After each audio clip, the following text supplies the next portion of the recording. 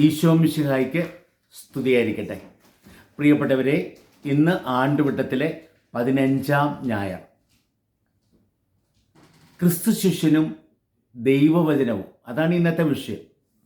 ഇന്നത്തെ വായനകൾ നമ്മളോട് പറയുന്നത് ദൈവവചനത്തെക്കുറിച്ചാണ്. ദൈവവചനവും ഒരു ക്രിസ്തു ശിഷ്യനും തമ്മിലുള്ള ബന്ധം എങ്ങനെയായിരിക്കണം? ദൈവവചനമായി മാറണം ഒരു ക്രിസ്തു ശിഷ്യൻ. അപ്പോൾ ഒരു ക്രിസ്തു ശിഷ്യൻ ദൈവവചനത്തിൻ്റെ സാക്ഷാത്കാരമാണ്. ദൈവവചനത്തിൻ്റെ അവതാരം പോലെ ആകണം ഒരു ക്രിസ്തു ശിഷ്യൻ. ഈശോ അങ്ങനെയാണല്ലോ. ഈശോയെ അനുകരിച്ചുകൊണ്ട് വചനത്തിൻ്റെ അവതാരങ്ങളായി മാറാൻ നമുക്ക് സാധിക്കണം. ആ ദൈവവചനത്തെ, പ്രിയപ്പെട്ടവരെ, അതിൻ്റെ ശക്തിയെക്കുറിച്ച് നമ്മൾ ബോധപ്പെടണം. ആ ദൈവവചനത്തെ നമ്മൾ ജീവിക്കണം. ദൈവവചനത്തെ നമ്മൾ പ്രഘോഷിക്കണം. അപ്പോഴാണ് ക്രിസ്തു ശിഷ്യരായി മാറുക. നമുക്കറിയാമല്ലോ, ഒരു ഗുരുവിൽ നിന്ന് വചനം ഉൾക്കൊള്ളുന്നവനാണ് യഥാർത്ഥ ശിഷ്യൻ. അപ്പോൾ ഇന്നത്തെ ഒന്നാമത്തെ വായനയിൽ യെശയ്യാ പ്രവാചന പുസ്തകം 55-ാമത്തെ അധ്യായത്തിൽ നമ്മൾ വായിച്ചു കേട്ടു. അവിടെ ദൈവം പറയുന്നത് ദൈവവചനത്തിൻ്റെ ശക്തിയെക്കുറിച്ചാണ്. സ്വർഗത്തിൽ നിന്ന് മഞ്ഞും മഴയും ഇറങ്ങി വന്ന് ഭൂമിയിലേക്ക് വന്ന് ശൂന്യമായി പോകുന്നില്ല. അത് ഫലം പുറപ്പെടുവിക്കുന്നു, സമൃദ്ധമായ ഫലം. ദൈവവചനം അതേപോലെ, ദൈവവചനം ഇറങ്ങി വന്ന് സമൃദ്ധമായ ഫലം പുറപ്പെടുവിക്കണം. ആ ദൈവവചനത്തിൽ നിറഞ്ഞിരിക്കുന്ന ശക്തിയെക്കുറിച്ചാണ് ഇന്നത്തെ രണ്ടാമത്തെ വായന പറയുന്നത്. നമ്മളെ പ്രത്യാശ നിറഞ്ഞവരാക്കി മാറ്റുക രൂപത്തിൽ. ഒരു ഗർഭിണിയായ സ്ത്രീയുടെ ഉള്ളിൽ വസിക്കുന്ന വളരുന്ന ശിശുവിനെ പോലെ നമ്മുടെ ഉള്ളിൽ ദൈവീകത ഇങ്ങനെ നിറഞ്ഞിരിക്കുക. ഇപ്പോൾ ദൈവവചനത്തിൻ്റെ ഉള്ളിൽ ദൈവം കുടികൊള്ളുക. ദൈവം തന്നെ, ദൈവത്തിൻ്റെ ശക്തി, ദൈവത്തിൻ്റെ ഇഷ്ടം, ദൈവത്തിൻ്റെ പദ്ധതി, ദൈവത്തിൻ്റെ വാഗ്ദാനം എല്ലാം നിറഞ്ഞിരിക്കുക. അങ്ങനെ നമ്മളെ പ്രത്യാശഭരിതരാക്കുന്ന ദൈവവചനത്തെക്കുറിച്ചാണ് റോമാക്കാർക്കുള്ള ലേഖനത്തിൽ 8-ാമത്തെ അധ്യായത്തിൽ പ്രിയപ്പെട്ടവരെ പറയുന്നത്. ആത്മാവിൻ്റെ നിറവിൽ ആയിരിക്കുന്ന ആ ദൈവത്തിൻ്റെ വചനം. നമ്മൾ ഇന്നത്തെ സുവിശേഷത്തിലേക്ക് നോക്കുമ്പോഴുണ്ടല്ലോ, നമ്മൾ അതിനെ ഉപമാ പ്രഭാഷണത്തിൽ നിന്നാണ് നമ്മൾ വായിച്ചു കേൾക്കുക. അതിൻ്റെ തുടക്കവും അടുത്ത 2 ആഴ്ചകളിലൂടെ നമ്മൾ ഈ ഉപമ പ്രഭാഷണം വായിച്ചു കേൾക്കും. നേരത്തെ സൂചിപ്പിച്ചിട്ടുള്ളതുപോലെ മത്തായി തൻ്റെ സുവിശേഷം രചിച്ചത് യഹൂദ ക്രൈസ്തവർക്ക് വേണ്ടിയാണ്. യഹൂദരുടെ പഴയ നിയമം, വചനം, തോറ, അത് പഞ്ചഗ്രന്ഥിയാണ്, 5 പുസ്തകങ്ങൾ. അങ്ങനെ എഴുതപ്പെട്ട 5 പുസ്തകങ്ങളെ അനുകരിച്ചുകൊണ്ട് മത്തായി സുവിശേഷകൻ പറയപ്പെട്ട 5 വചനങ്ങളെ, 5 പ്രസംഗങ്ങളെ അവതരിപ്പിക്കുക. ആ രീതിയിലാണ് മത്തായി ഇതിൻ്റെ സുവിശേഷത്തെ ക്രമീകരിച്ചിരിക്കുന്നത്. 5 പ്രധാനപ്പെട്ട പ്രഭാഷണങ്ങളിലൂടെയാണ് ഈശോ ദൈവരാജ്യത്തെ തന്നെ അവതരിപ്പിച്ചിരിക്കുന്നത്. അതിൽ ഒന്നാമത്തേത് 5, 6, 7 അധ്യായങ്ങളിലുള്ള മലയിലെ പ്രസംഗമാണ്. അത് ദൈവരാജ്യത്തിൻ്റെ നിയമാവലിയാണ്. അത് കഴിഞ്ഞ് 10-ാമത്തെ അധ്യായത്തിൽ അപ്പോസ്തല പ്രഭാഷണമാണ്. ദൈവവചനം പ്രഘോഷിക്കുവാനായിട്ട് ശിഷ്യന്മാരെ അയക്കുമ്പോൾ അവർക്ക് കൊടുക്കുന്ന നിർദ്ദേശങ്ങളാണ് അവിടെ നമ്മൾ ആ 10-ാമത്തെ അധ്യായത്തിൽ ഉള്ളത്. അത് കഴിഞ്ഞ് വരുന്ന 3-ാമത്തെ പ്രഭാഷണമാണ് ഉപമ പ്രഭാഷണം. 13-ാമത്തെ അധ്യായത്തിൽ ദൈവരാജ്യത്തിൻ്റെ സ്വഭാവം വെളിവാക്കുന്ന ഉപമകളാണ് ആ അധ്യായത്തിൽ വെളിവാകുന്നത്, പ്രസംഗത്തിൽ. 4-ാമത്തെ പ്രഭാഷണം 18-ാമത്തെ അധ്യായത്തിലാണ്. അതിനെ ശിഷ്യത്വ പ്രഭാഷണം എന്ന് പറയുക. അതായത് ദൈവരാജ്യത്തിൻ്റെ പ്രജകൾ എങ്ങനെ ജീവിക്കണം എന്ന് വെളിവാക്കുവാണ് ആ പ്രഭാഷണത്തിലൂടെ. പ്രത്യേകിച്ച് ക്ഷമയുടെ പാഠമെല്ലാം നമ്മൾ അവിടെ വായിക്കും. 5-ാമത്തെ പ്രസംഗം 23, 24, 25 അധ്യായങ്ങൾ കാണുന്ന യുഗാന്ത പ്രഭാഷണമാണ്, യുഗാന്ത്യ പ്രഭാഷണമാണ്. ദൈവരാജ്യത്തിൻ്റെ പൂർത്തീകരണമാണ് പ്രിയപ്പെട്ടവരെ അവിടെ വെളിപ്പെടുക.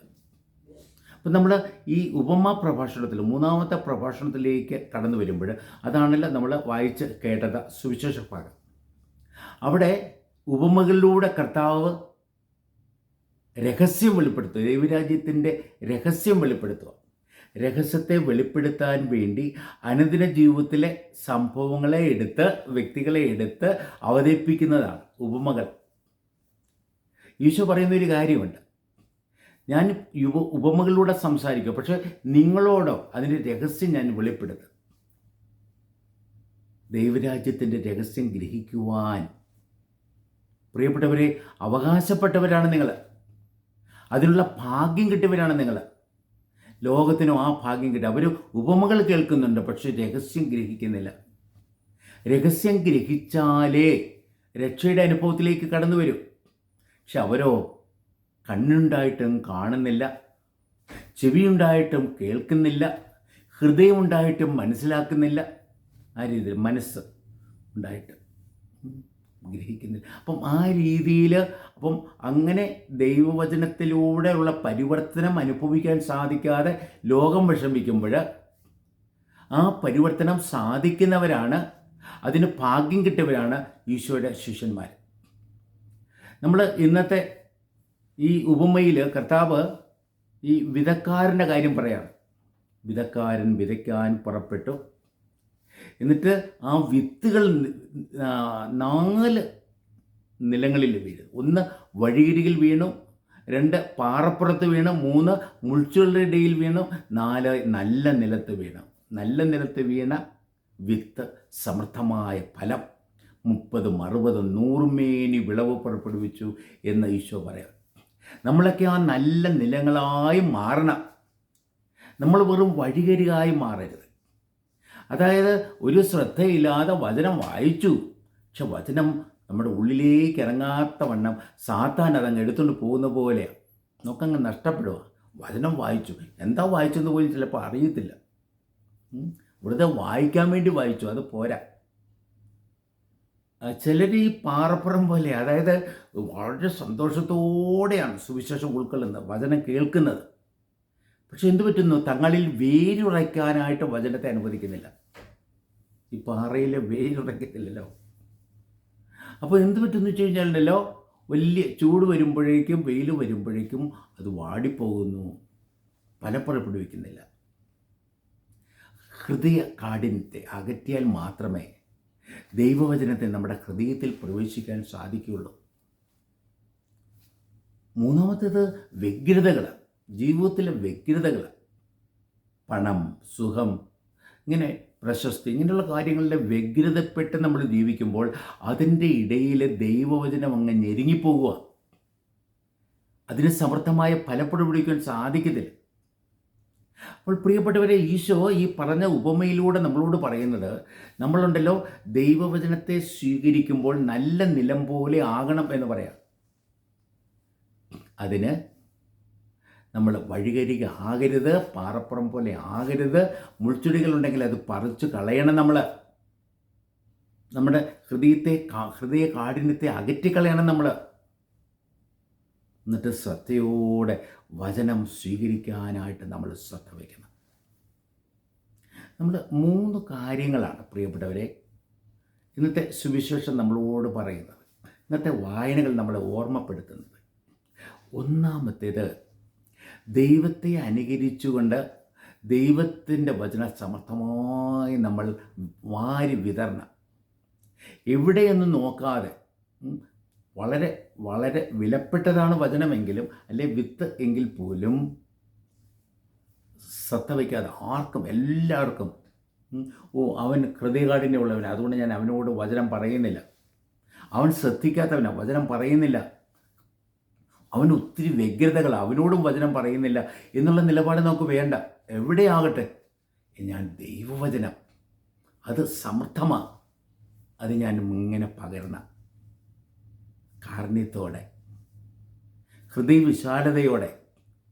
ഏവർക്കും അവരെ ചിലപ്പോഴുണ്ടല്ലോ പ്രിയപ്പെട്ടവരെ, ആരും ഒരേ സമയത്ത് എന്നും വഴിയരികെ പോലെ ആകത്തില്ല, എന്നും പാറപ്പുറം പോലെ ആകില്ല, എന്നും വ്യഗ്രതകളുടെ ഇടയിൽപ്പെട്ട് മുൾച്ചെടികൾ പോലെ ആവില്ല, എന്നും നല്ല നിലം പോലെ ആകണമെന്ന് നിർബന്ധവുമില്ല.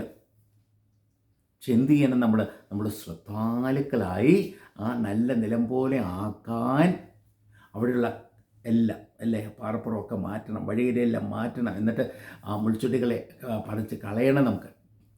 എന്നിട്ട് ദൈവവചനം ആഴത്തിൽ നമുക്ക് ശ്രവിക്കാൻ പറ്റണം. അപ്പം ദൈവവചനത്തെ വാരി വിതരണം, ആ വചനത്തെ ഉൾക്കൊള്ളുന്ന നല്ല നിലങ്ങളായി നമ്മൾ മാറണം. അതേപോലെ ഈ വചനം തന്നെയായി നമ്മൾ മാറണം. ഈ വചനം വിത്ത്, പ്രിയപ്പെട്ടവരെ, ഈ വചനത്തിൻ്റെ ഉള്ളിലുണ്ടല്ലോ ശക്തി, ചൈതന്യം, കൃപ എല്ലാം രഹസ്യം ഒളിഞ്ഞിരിക്കുക. നാം ഓരോരുത്തരുണ്ടല്ലോ ഈ പുറമേ കാണപ്പെടുന്നതല്ല, നമ്മുടെ ഉള്ളുണ്ട്. ഉള്ളിൽ നിറഞ്ഞിരിക്കുന്നത് ദൈവത്തിൻ്റെ ഛായയും സാദൃശ്യവും. ഉള്ളിലായിരിക്കുന്നത് കർത്താവായ ഈശോ. നമ്മുടെ ഉള്ളിൽ രഹസ്യം പോലെ ഒളിഞ്ഞിരിക്കുന്നുവെന്ന് കൊളോസ്യർ 1:27 പറയുന്നുണ്ട്. നമ്മുടെ ഉള്ളിലായിരിക്കുന്നത് പരിശുദ്ധാത്മാവ്, കർത്താവിൻ്റെ ആത്മാവ്.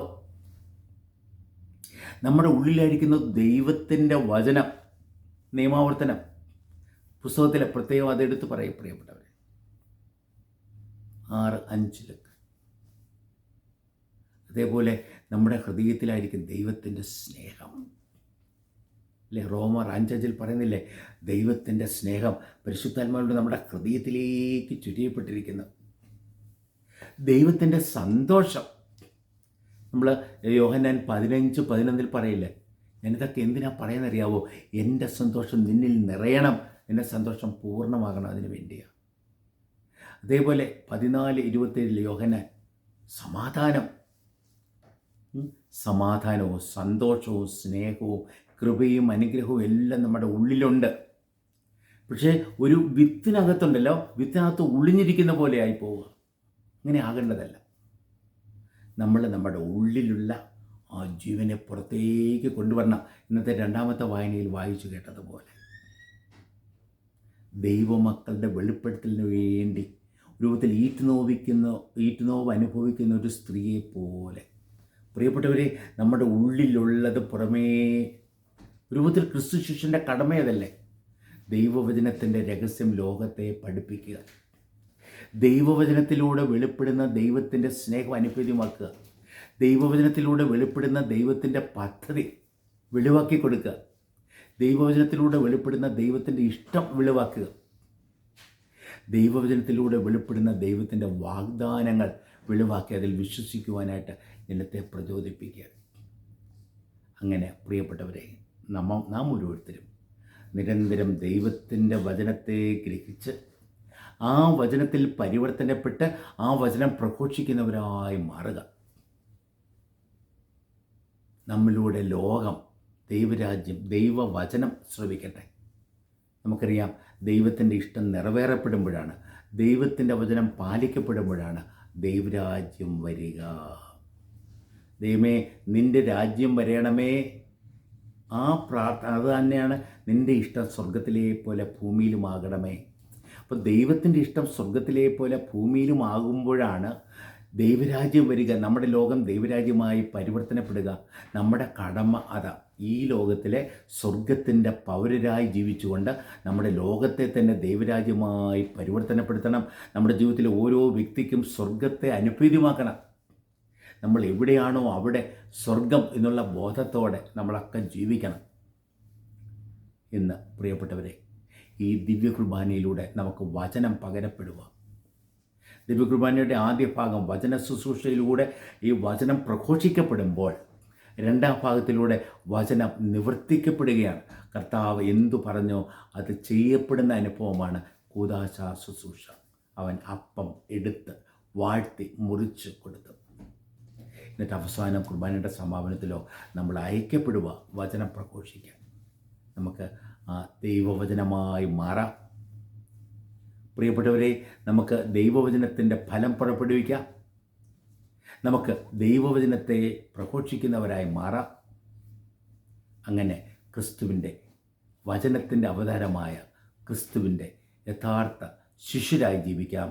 ദൈവം നമ്മെ സമർത്ഥമായി അനുഗ്രഹിക്കട്ടെ. ആമേൻ.